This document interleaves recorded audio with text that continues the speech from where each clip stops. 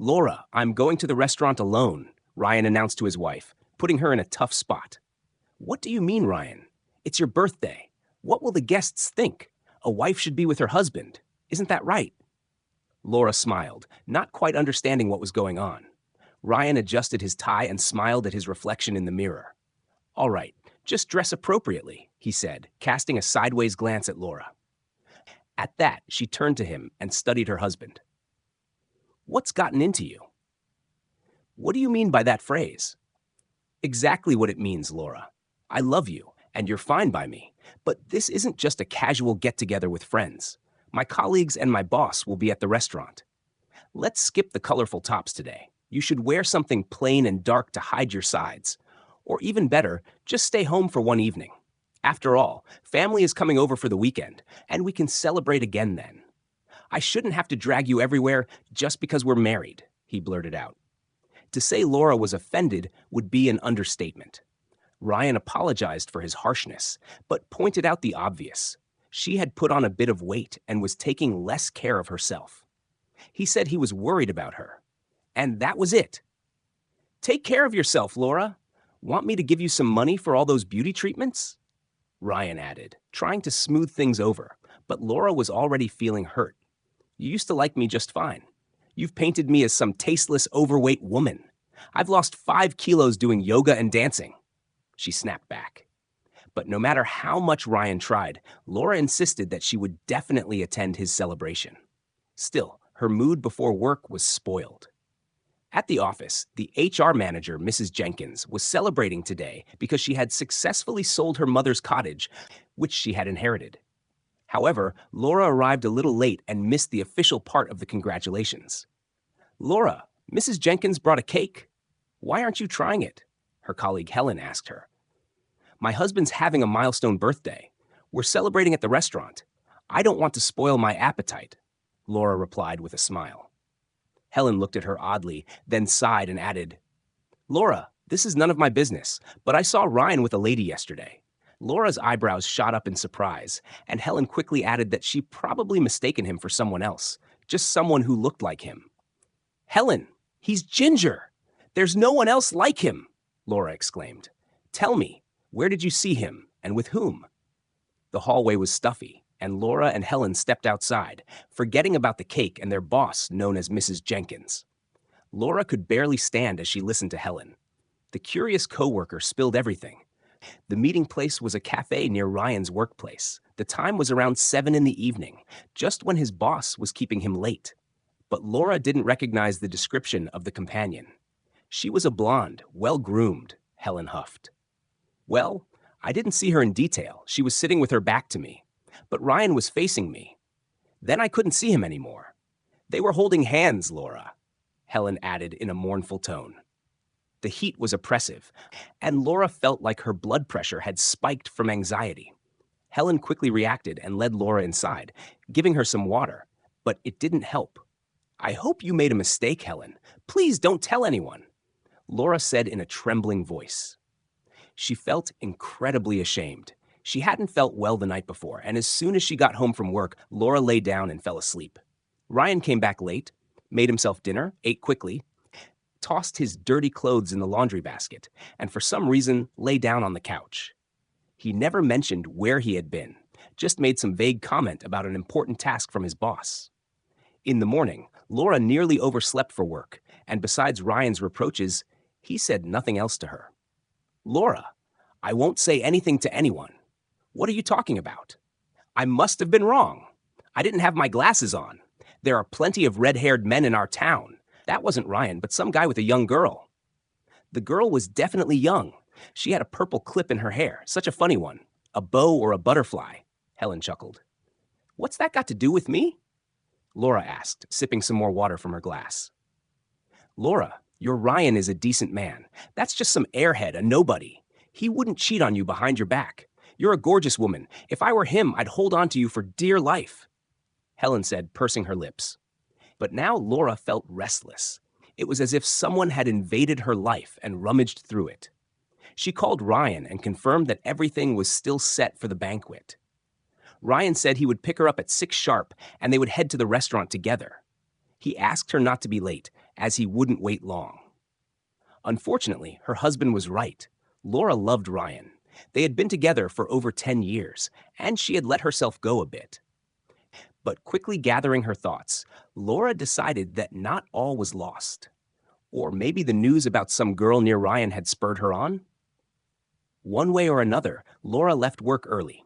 She even managed to swing by her neighbor's beauty salon near her home to get her hair done, so she wouldn't embarrass herself in front of Ryan's colleagues. Ryan arrived on time and rushed into the apartment, out of breath. "Where's my shirt? Ready?" "Yes, don't walk in your shoes in the hallway. Stand still. I'll get everything for you," Laura said, and she brought her husband his shirt. Ryan changed his work shirt for a dress one, threw on a blazer, and complained again about the heat. "Oh, well, you look more like a person now. You need to refresh your blonde, Laura." "What? Since when do you care?" his wife replied, surprised. "I love you. I just looked at our old photos. You had a platinum shade before. Now it's yellow. It's not right, Laura. You need to take care of yourself. You're a beauty." Ryan purred like a March cat around his wife, and Laura felt a rush of happiness. He does love me. Of course, it wasn't the sight of her that my nearsighted Helen had seen. Her husband couldn't possibly be sitting with some airhead with a purple clip. Her husband hurried Laura along, and she got ready quickly. They settled into the car, and Ryan input the address into the navigator. They rolled into the evening traffic. According to Ryan's calculations, they should arrive at the restaurant by 7. "Sorry about our morning conversation," Ryan said apologetically.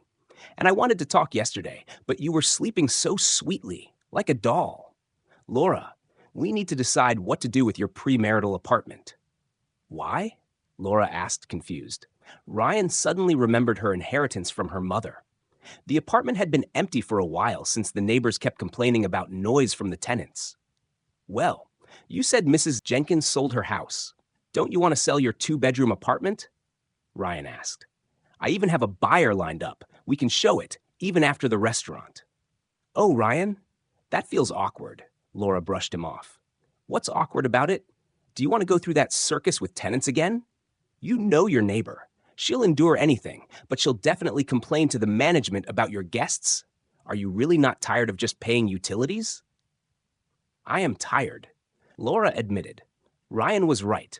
Laura had a well-wisher who constantly sent complaints about her tenants. Over the past 3 years, 4 tenants had come and gone in the apartment, but the situation had not improved at all. "They stay for 3 months and then Lena kicks them out," complained Ryan, shaking his head in frustration. "It would be easier to sell the place than to keep paying the bills while our apartment just sits empty."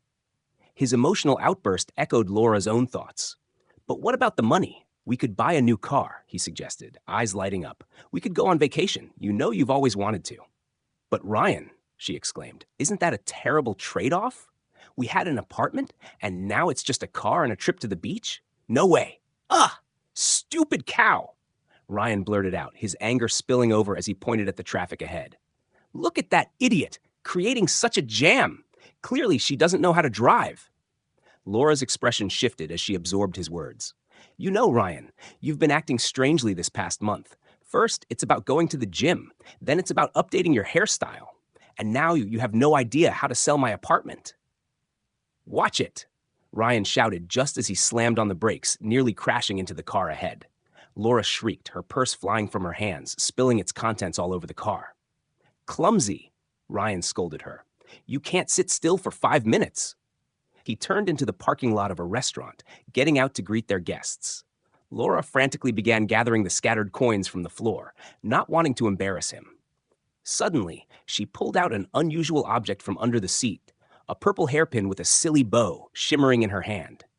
Everything clicked into place. In an instant, the devious plan Ryan had concocted was crystal clear to her. "You want to sell my apartment, huh? Just wait, you little sneak," she whispered. Ryan returned to the car and barked at her to hurry up. Laura tucked the hairpin away and said, "You know, Ryan, bring your buyer around." "Sure, but let's talk about it after dinner," he replied, heading toward his boss. The guests were drinking and having a good time, but Laura couldn't shake her unease. She eyed Ryan's colleagues, trying to figure out who the owner of that hairpin was. A young blonde from the late arrivals caught her attention. She seemed familiar. "And here comes our darling Veronica," a man from Ryan's work called out, grinning. Veronica formally congratulated Ryan and moved to join the others, sitting with her back to Laura, so she couldn't get a good look at her. The couple seemed cold and distant in public, and Laura had already begun crafting a plan for revenge against her husband. After the banquet, Ryan was in no condition to show the apartment, so the viewing was canceled. "Give me the buyer's number, Ryan, and I'll handle everything myself," Laura offered, eager to take control. "Here, I've already done it for you. You're always just hanging around the fridge, doing nothing useful," he slurred. "Really? You're quite the genius, aren't you, Ryan?" "Thanks," she said, biting back her irritation. "He liked everything, and the price is fantastic. He's ready to buy tomorrow. Then we'll head straight to the dealership." "I need a car," Ryan exclaimed, eyes gleaming. All right. You'll get your car," Laura replied. The next morning, Ryan woke with a pounding headache, groaning from bed nearly until noon. "Where are you? Buy me something for this hangover," he begged. "Oh, I left my wallet at home," Laura lied, rolling her eyes. "Useless as always, Laura," Ryan grumbled between clenched teeth. She met with the potential buyer, discussing every detail of the upcoming sale. It shocked her to learn that Ryan had been showing the apartment to everyone at work for nearly a month, claiming it was his property. "He might have exaggerated a bit," Laura blushed. "I'm the owner, and I'm glad you're interested in buying." From the hallway, their neighbor Mrs. Jenkins leaned in, her long nose poking out of her door. "Are you finally selling your apartment? About time! Maybe we'll get some decent people in here, not your lowlifes." The last one was a real piece of work. Thought I wouldn't recognize her just because she dyed her hair. She even came here with your Ryan. "What do you mean?" Laura asked, puzzled. "What do you think I mean?" Mrs. Jenkins replied with a grin. "Your tenant, Veronica, brought your husband over here. Do you even see what's right in front of you, Laura?" Realization washed over Laura as she recalled the events from the restaurant the previous night. Veronica had cleverly wormed her way into a job with Ryan, all thanks to him. Laura felt a wave of humiliation wash over her, while the buyer cleared his throat, saying he would wait downstairs to avoid eavesdropping on their conversation. Everything had been said. Veronica had only lived with Laura for a month. Mrs. Jenkins had despised her due to constant loud parties and had reported her to the landlord. Finally fed up, Laura kicked the girl out with Ryan's assistance. But she never suspected there could be something more between her husband and Veronica, that they might still be in contact after that disastrous scene. It turned out Ryan had been using Laura's apartment for much more than just selling it. It had become their secret meeting place, and she had no idea. Yet the spiteful neighbor, unknowingly, had opened her eyes. Returning home in a good mood, Laura excitedly informed Ryan about the sale. "I'm getting a new car." "Laura, you're simply amazing. Although I did all the work." Ryan puffed up his chest, proud of himself. The sale was completed a week later. The buyer made his payment, and Ryan rubbed his hands together, eager for the new car. In that week, Laura only saw Ryan a couple of times. He was either passed out from work or sleeping at his mother's place across town. He even canceled the birthday celebration they had planned for that weekend, telling his family not to come. Laura sensed that love had swept away her husband, but she made peace with it and prepared a fitting gift for him. Only Ryan didn't know what was waiting for him. "Laura, when will I get the car? You sold the apartment 2 days ago," he pressed her. "Don't worry, it's all under control." "How's work going?" she replied, feigning nonchalance. "Sorry, I've been swamped all week. I've been working like a horse. I didn't even have the strength to talk to you," he confessed. He paused for a moment and then delivered the words Laura already knew were coming. "I'm tired of your cooking. I'm leaving you. Sorry, but you'll have to split the apartment." She looked at her youthful husband, bewildered. When had she missed all these changes? But it was too late to make things right. Ryan was trying to claim her mother's apartment, a betrayal Laura could not forgive. "Good thing you said it first. Ryan, I was going to hand you your share of the apartment's sale price. I'm sure you'll know how to spend it wisely," Laura said, offering him a hefty envelope. "You're just being dramatic. You could have invited me to the bank. I would have taken out some proper bills instead of this paper," Ryan said, rifling through the envelope. "Is this it? It feels light. Open it. Stop dragging it out, Laura grinned. There's no money in here. What is this nonsense? Ryan exclaimed as he pulled out the divorce papers along with Veronica's hairpin. That's your share. I've distributed the rest as I saw fit, Laura told him calmly. Give the hairpin to my tenant. Tell her she's a foolish girl, and you can save up for your own place. That's not your concern. The car is mine, Ryan shouted, his eyes wild. You petty, complaining woman. Laura chuckled at his bewilderment. Ryan had become so consumed with his new affair that he failed to see what was happening right under his nose. Laura had freed herself of the burden of the apartment, knowing that Mrs. Jenkins wouldn't allow her to live in peace anyway. The buyer had transferred the money to a separate account she had opened just for this deal. After all, prenuptial property isn't shared like money from its sale. And she had freed herself from her traitorous husband. Ryan still couldn't grasp what had happened. In a rage, he wanted to lash out at her, but Laura held her ground. Stay calm. You made your choice. Now you'll face the consequences. We'll split your precious car. Just sign here that I handed you a copy of the papers. Or should I send them by mail? But Ryan slumped over and retreated to the other room, not saying a word. He later grabbed his things and temporarily moved back in with his mother, living there until the divorce was finalized. But that was a story for another time.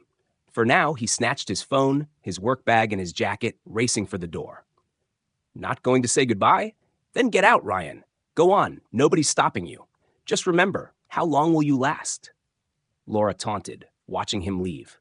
She felt a mix of sadness and betrayal as she clutched the hairpin, knowing she had to let go of the past. It was high time she freed herself from everything.